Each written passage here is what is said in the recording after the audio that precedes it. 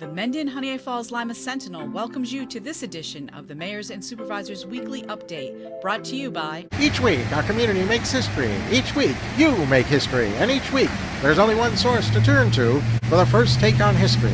You know what that is? Subscribe to the Sentinel right now to discover the history being made in your own backyard. The Mendon-Honeoye Falls-Lima Sentinel. More than just your news, it's your history. Hey, welcome everyone to today's edition of the Mayor's and Supervisors Update. It's going to be a little different this week. We're going to do two different segments. You'll have to wait and see how that turns out. I'm Chris Carosa, publisher of the Mendon-Honeoye Falls-Lima Sentinel, and each week we bring you the goings-on in the towns and villages that we cover. This week we're going to start out with Jerry in Rush. Jerry, how are we doing in Rush? Rush is just fine, Chris. As you well know, it is the best kept secret in Western New York, and we are going to make sure it maintains that status in terms of being best kept, that is.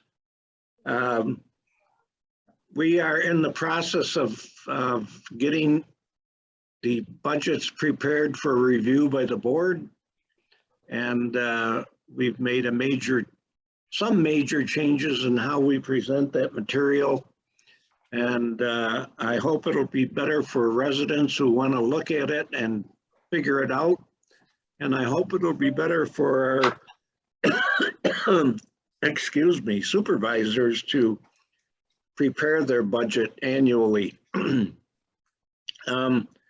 I wanted to mention that yesterday morning I had a very interesting meeting with the representative of the Honeoye Falls School Administration, and Supervisor Moffett was there, Supervisor Campbell was there, Supervisor Falk was there, and I was there, and they have a very, very neat summer camp program that I previously didn't know about, but I'm probably going to ask some questions, not today here, but in the future, about how we might participate in that. But it is a great program for those who can participate in it. I also wanted to mention that there's an effort for the Monroe County supervisors to start thinking about how we can address the issues of crime. We know that crime is increasing all across the county, although in Rush and Wheatland, I think we haven't seen a significant uptick yet, although there are signs on the horizon that make us think that it could move in our direction. I don't know about Supervisor Moffett in Mendon, but I'm sure we will hear him refer to that. I also wanted to mention that this week I had the pleasure of meeting with State Senator Pam Helming, and that was a delightful discussion. I was very pleased to find out that Senator Helming's views on several issues pretty much are a carbon copy of my views, and I think many of the people who live in Rush, such as Second Amendment rights, for example. She's very, very steadfast in her support of that, and I think if anyone has an opportunity to meet with Senator Helming, they should do it, because she is not a she's not a three-piece suit politician. She's a very, very normal person with excellent communication skills and excellent interests. And with that, I'm just going to say one thing: go Bills. All right. Jerry, you stole my thunder there. All right, John, how are we doing in Mendon? Good. Chris, again, as always, thanks for having me. It's great to have an opportunity to share some information with our residents.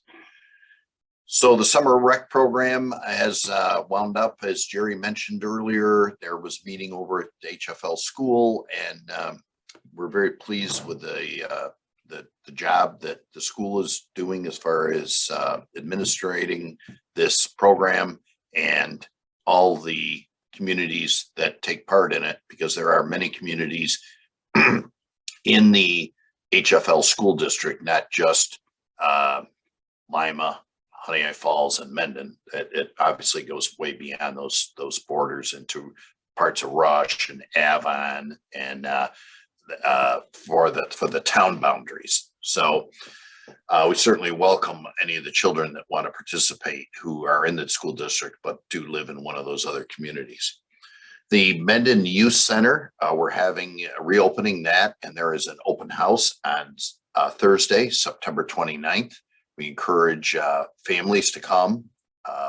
Obviously, it's been closed during the pandemic, so we're looking at a whole new group of children that will be available because it's for grades 6 through 8.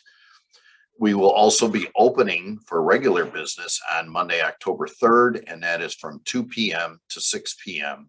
Once again, as I mentioned last week, it's a drop-in center. There's no attendance. There's no children can come and go. And we certainly welcome people to come in and visit it at the open house. There's all kinds of activities for the children to partake in while they're there.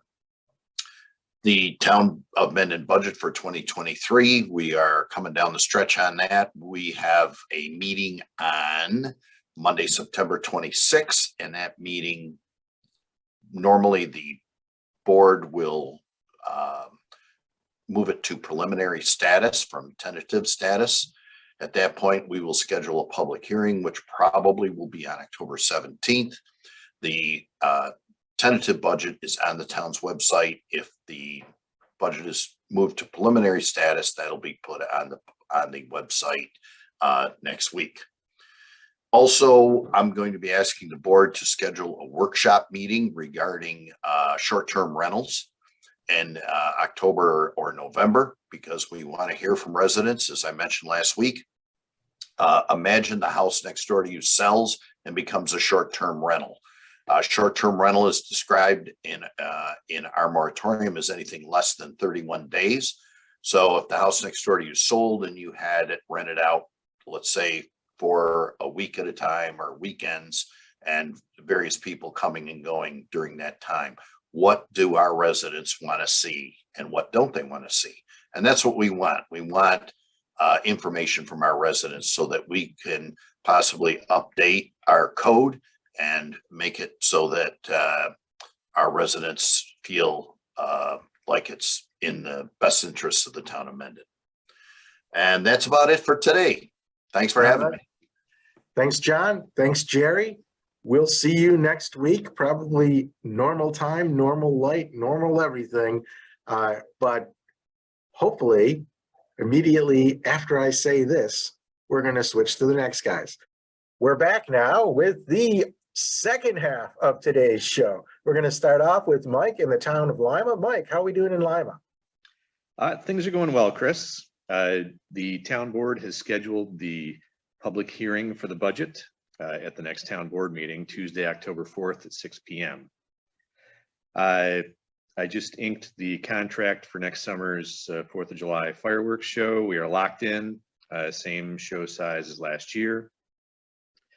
I did attend the summer recreation meeting over at the school business office this past week. It looks like summer rec is on track for next year. They did pretty well with their costs, and so some new equipment will be coming for the campers to use next year. I did not realize that students who need help with their classwork can actually have that integrated into their summer rec experience. So it kind of makes it easier on the parents and the students and everyone else, better for everybody involved. The final walkthrough here at the Lima Town Hall was this past Wednesday, the 21st, with Empire Access. The town will be leasing space to Empire Access for the fiber optic wiring closet. And then that is the sort of official start of the movement of the fiber internet service into the township, including the village. It will be good to finally get that underway and see it unfold. Assessments here. are almost settled. A little bit of court work left, and that's it. So fairly safe to say that it used to be that the valuations between the town and village, that's the village and the town outside the village, we had were 27% village and 73% outside the village. Based on the new assessment roll, it is now 42% village and 58% town outside village. While all the real estate has certainly gone up, clearly the housing values have outpaced the farmland values, and that's why we ended up with the change. And that's all I've got, Chris. Okay, thanks, Mike. Over to you, Rick, in the village of Honeoye Falls, and maybe anything from Monroe County too. It's great to see you too, and sorry I missed the other guys earlier. The paving project on York Street was completed. We do, and we sincerely appreciate the town of Mendon crews for their support. Job well done, and another example of our communities sharing services as really a point of routine business. And I know Mike and his groups in Livingston County do the same. You know, it's something that we try to do all the time.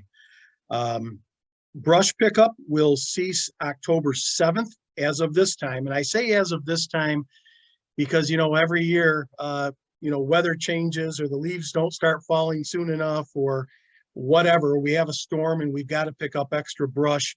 But we are trying to have brush pickup cease as of October 7th, and then the leaf season will begin. So we ask if you do have any brush projects that need to get scheduled at your homes, please do so soon, as we do not and cannot have large piles of brush left on the roadside once the colder season and snow plowing begins. Our next village board meeting is scheduled for October 17th, regular schedule, and we will have 2 public hearings scheduled at that time. One will discuss and then hear any comments from residents regarding updated Honeoye Falls Cemetery regulations. And then the other will be to discuss the continued allowance of video conferencing for official village meetings as needed. And to allow village board members to vote online if they cannot attend a meeting or be at a meeting due to an emergency. This is not something we want any board members to routinely take advantage of. We want people to be there in person when we can, but we also know today's scenarios that sometimes there are just emergencies that come up and board members just can't be present. If they can get on virtually and then still be able to vote, we would like them to be able to do so. Our village promotional video series continues to move ahead and is in the editing stages right now. We expect this to be ready for viewing in the next month or so, and we look forward to having that done and online. We appreciate CGI for their efforts and the businesses that have taken part in the video interviews and filming process. We also hope that everyone had a wonderful time at the HFL Fall Weekend Parade and activities this weekend.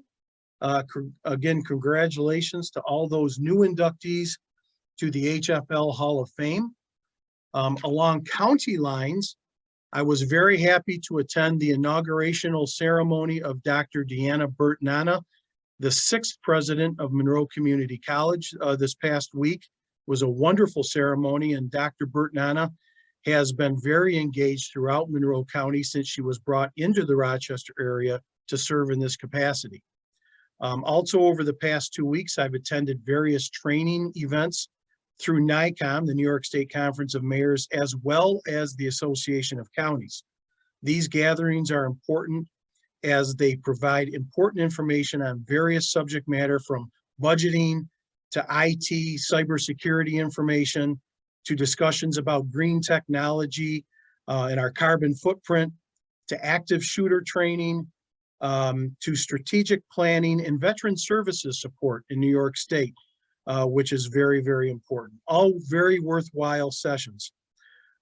Over the next couple of weeks with the legislature, we'll be discussing more about the redistricting process, which we really hope will be settled very soon. It's gone on too long. but we hope to be voting on that the next couple weeks. And then also the legislature will also begin to review in detail the administration's plans and requests for the county's ARPA, American Rescue Plan Act funding programs. That was recently announced, the plans from the county administration. And while the county did receive some $140 million in ARPA funds, the project requests for funds are well over $1 billion.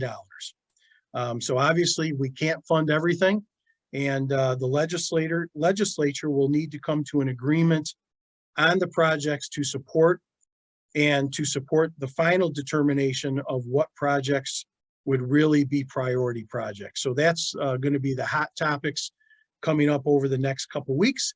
And as I've said prior, any emails from our residents in District 5 that need to reach out to me for any reason, please feel free to do so at legislatormilne@gmail.com.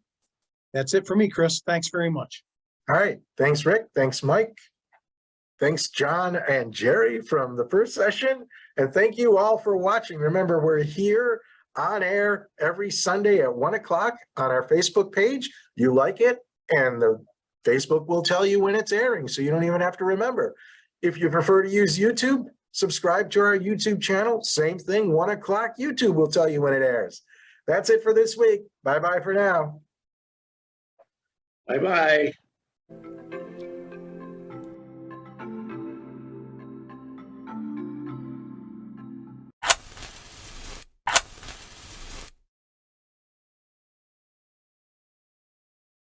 Imagine yourself communicating with a difference. Pan-Dimensional Solutions helps you do this. Whether live spectator events, taped broadcasts, or real-time audience-engaging programs, you can benefit immediately from the tools Pan-Dimensional Solutions will share with you. Do you want to make a difference? Contact us at pandimensional.com.